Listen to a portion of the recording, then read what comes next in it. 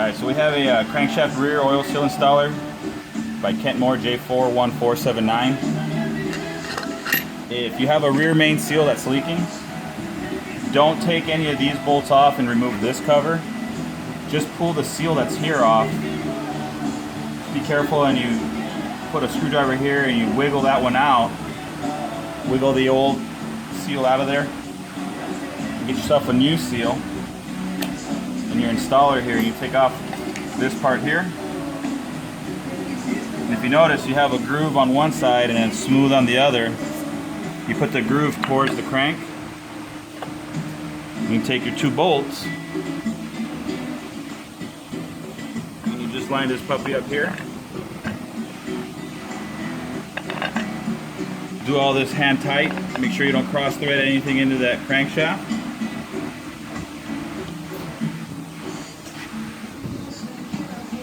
Just make sure these bolts go in snug here. Don't want to go crazy on the torque there. Take off your insert that goes into the middle of the seal there. It kind of holds this inner ring out so that it doesn't cause you any problems. But there is a ridge here that you need to pay attention to. The ridge goes towards, there's like an open ridge. It goes towards the inside, towards the engine. Just set that in spot there. Take your cup and your T-bar handle with your washer in place. Put that together there. Just kind of set the cup on that seal. And just tighten it. And that sucker should just pull in nice and easy.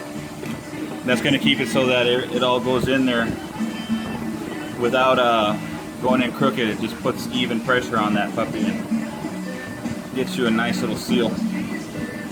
This is the most common leak that you have on these engines. You don't even have to take off the oil pan to do this. If your oil pan's not leaking, leave it alone. Just change out your rear main seal. You will have to take off your transmission to do this. It can be done in the vehicle, but essentially there's your rear oil main seal put in place. You get a little bit of a close-up there and you can see that it's all the way in.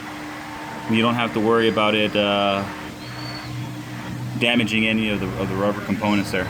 When you take off the old one, make sure that you shove the screwdriver